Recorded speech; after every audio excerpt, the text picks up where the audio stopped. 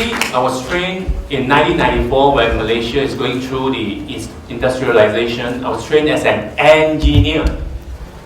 Engineer, I'm not manager, engineer. And then at that time, in 1994, the whole industry, the whole country is looking for technical expert. And at that time, it's quite nice for me, looking at the bright future, looking at the, how to say, the rosy picture of myself in future, and then go into employment, work for 15 years, including in sales. Having climbed up the corporate ladder, and I thought that the whole world belongs to me already. You know, I never have a chance to really be involved in self-employed business.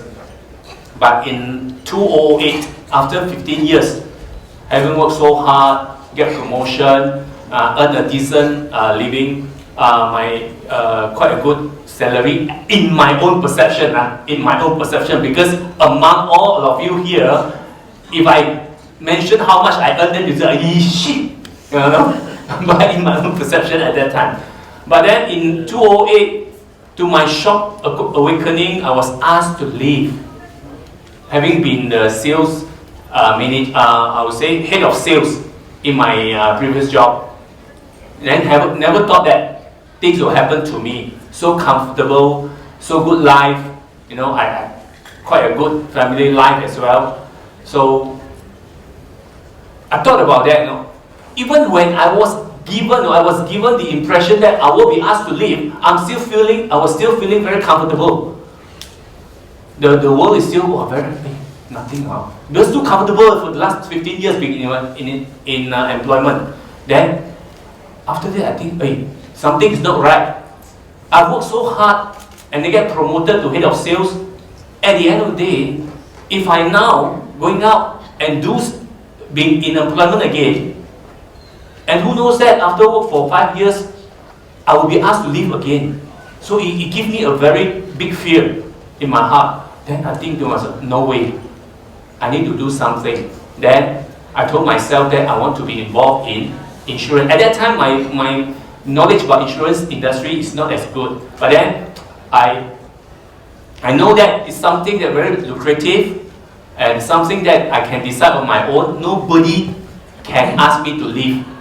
Then my leader at that time, I think he's here also, Mr. Siu Kofai.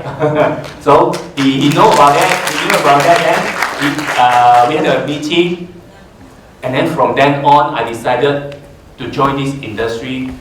And now I tell myself, luckily I was asked to leave at that time, and there's no turning back.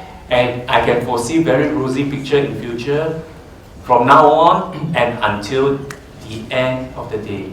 So CK, I know CK as our MDRT Malaysia MCC committee member. Yeah, as I know, CK has been attend 3 times of annual meeting in the USA. Yeah, so CK, share with the audience, how you qualified your first time MDRT and what that motivate you. And once you become MDRT member, what's the benefit to be MDRT members? Yeah, another good afternoon.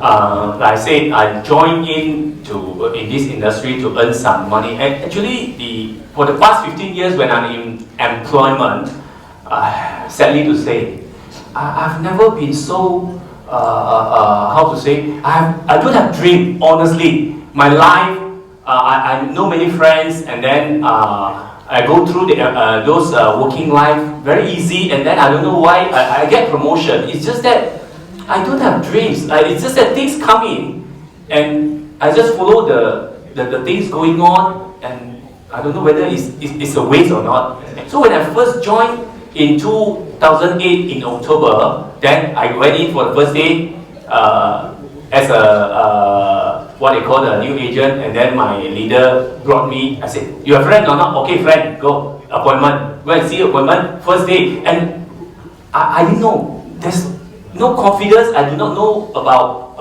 insurance industry. I do not have aim. I did not have dreams and all that. Seriously, I did not. And then first day we went out together, joint field, and we closed 2 cases. But anyway, that is a very good turning point. That's a spark for me, because it gives me the confidence. Because before that, I told my leader, when I told him, hey, I want to become full-time. But I didn't know anything about insurance. Then, a few days later, I call him, hey, I am part-time. So, I didn't know. Then, after that, when I closed 2 cases for the first day, then I said, okay, now full-time. So, it's very, very hesitating, didn't know anything. Then, from then on, my aim is still to earn money, and honestly, I really work very hard. I come from Penang, Bukit Bertajam. It's a small town. Almost every 2 weeks or 10 days, I will be in Penang because I have a lot of friends, and my name list, my contacts, my prospects are Penang, KL. I know many people. Thank God, I know many people. So this one almost every day, and then my friend thought that I stay in Penang. Actually, I stay in KL. So that's how. And the first breakthrough for me is my leader told me, hey, actually you qualify for convention since October and then until March 2009. I managed to close about 130 over thousand. I still remember FYP in our company called FYP, first year production, and in Cantonese it's called Cha. I didn't aim. I just work.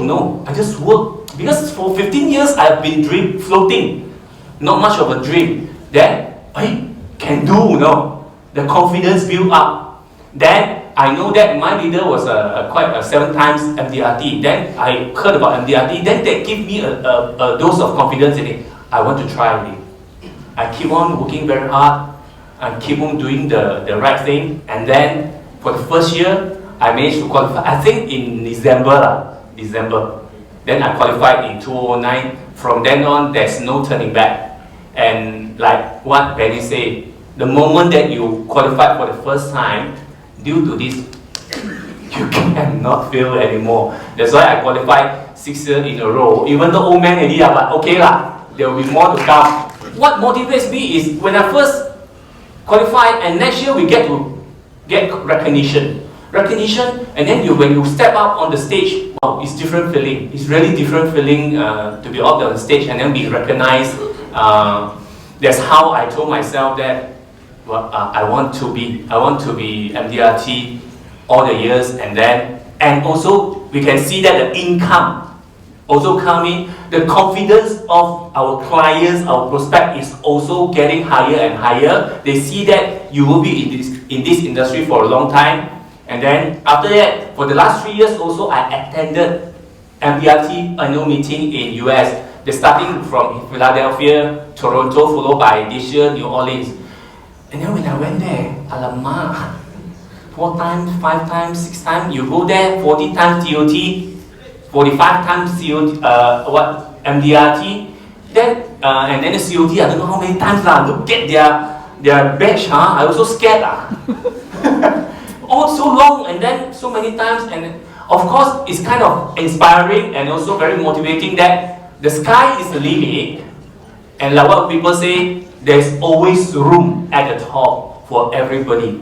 And that further inspire me to really, I really want to, it's not I would like to, I really must achieve MDRT every year from now on. Having attended that annual meeting, and I find that besides knowing all the top players in the industry, I also see that there is many benefits that you can get. Actually, to register as a member, first thing is almost every month you get a magazine, and inside the magazine there is a lot of really excellent sales idea that all the industry top players are sharing, and the way that they work, the way that they do their business. Besides that, there is a mentoring program for those who may not have achieved, but then you can register as a mentor. Okay, and going over there, the whole industry, you can see a lot of the whole meeting, so excellent speakers, the way that they talk, the way that they dress, the way that they put in their points, wow, fantastic. So it's kind of very much of a learning. I still remember what a very so-called powerful quote by Albert Einstein. Everybody knows, right? You start dying if you stop learning. That's why when I'm when I was in US, then I fully realized there's so much thing to learn being an MDRT member and to qualify and to attend the annual meeting. I'm sure you all would agree with me. It is really, being insurance agent is not easy. Being scary. When I first joined as a new agent, very scary, really, very scary. Because in my mind, oh, insurance agent, people scared of us. Make sense or not? Do you all agree? Yeah.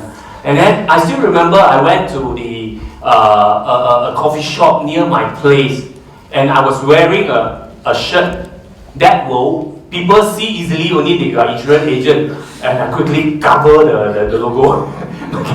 You know, no, the kind of fear, the kind of inferiority, the confidence initially is not built up yet. And also, when people reject, especially those who are close to us, they reject us even more painful. Is that correct? Huh?